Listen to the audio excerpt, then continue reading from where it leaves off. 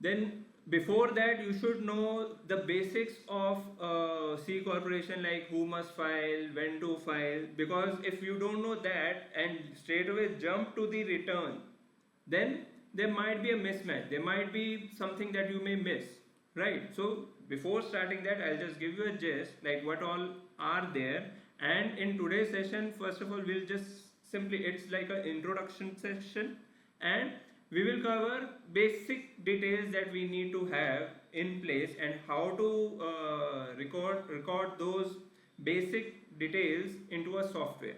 In the next session, we will start rigorously, like if we say how to wait how to prepare the balance sheet and P&L according to the taxes. So there is a difference between book income and tax income. So how to deal with those, right? That we will study in next session. But right now, for the basics, first of all, C corporation is normal, like in India we have private limiteds. So in that way, we can say that okay, C corporations are legally separated. Now, who must file? All the domestic corporations. So all the domestic corporations means any kind of corporation that is incorporated in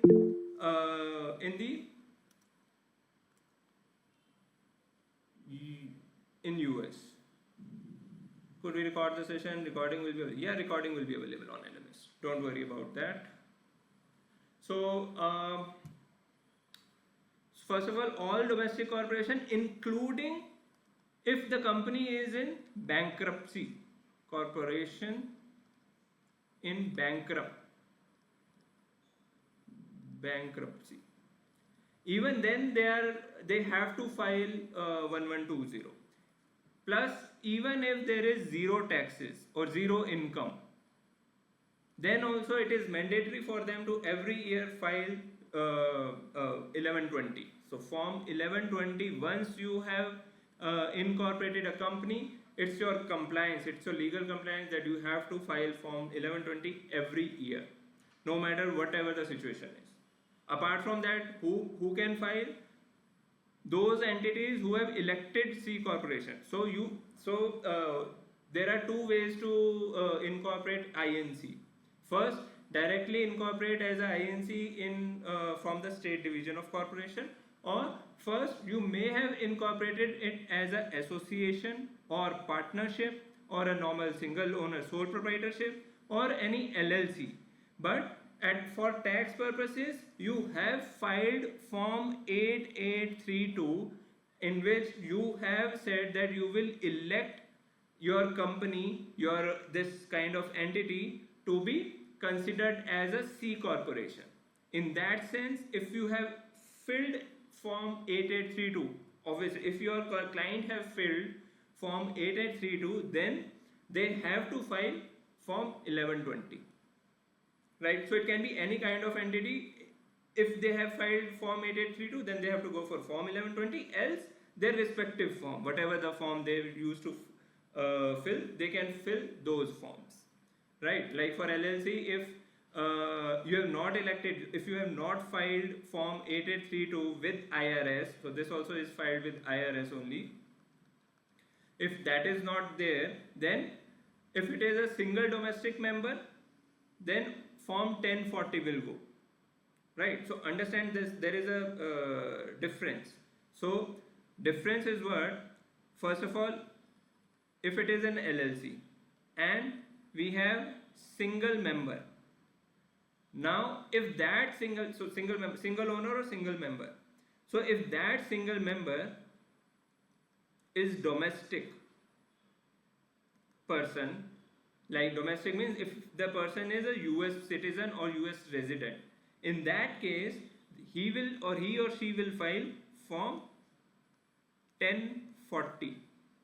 However, if this person is a foreigner, then this LLC will be filed under form 1120, irrespective of whether you have filed form 8832 or not. Because if you have filed 8832, then it will be considered as INC.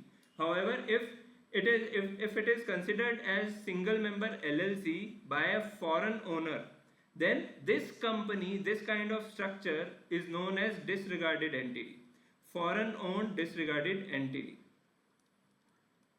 foreign owned disregarded entity. And for this kind of structure, you have to file form 1120 with basic details. Income and balance sheet will be blank.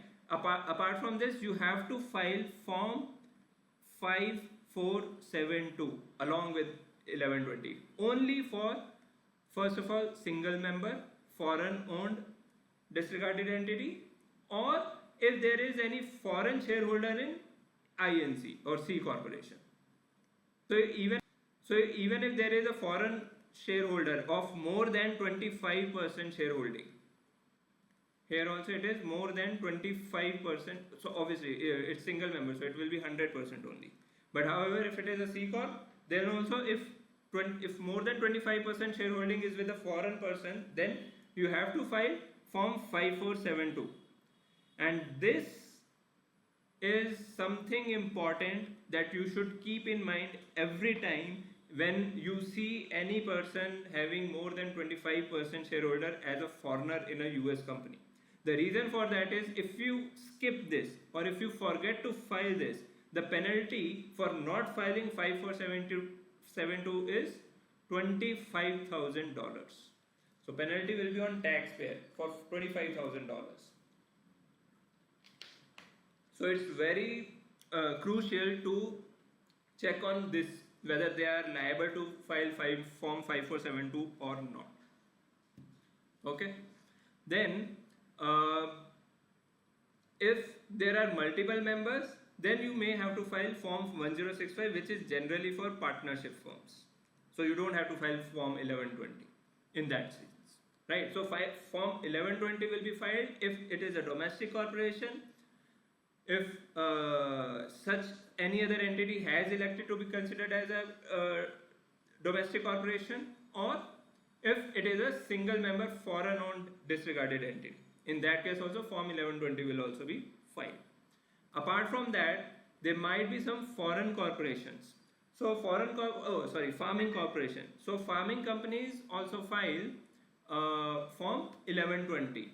However, there is an exception of subchapter T cooperatives. Now what exactly is subchapter T cooperatives? Subchapter T cooperatives are nothing but those which are elected under section 501. So 501 means tax exempt companies, not for profit or tax exempt organizations. So obviously, if the company has registered under subchapter T cooperatives, then obviously they don't have to file any taxes. Hence, they are exception to the farming corporations. So that is another thing. So other than subchapter T cooperatives, all the farming corporations have to file form 1120 only. Apart from that, all corporations having ownership interest in facet. Now facet is now it has been defunct, or I will say it's not in place right now. So after October 2004, it has been deactivated by the US organization. So facet generally is fixed asset securitization investment trust. Now what exactly was facet? So facet was something like, just for an example, let's say we have a bank. So bank generally gives credit cards, right? Let's say the bank have given credit cards to 100 people. Now obviously for bank it became a debtor, right? So from whoever the person who have used the credit cards, so it's like bank have given loan to them, a non-mortgaged loan, we say that, right? So if a bank has given to several people a non-mortgaged loan, now what the bank is doing, the bank will pool all of these non-mortgaged debtors and consider it as a receivable, right?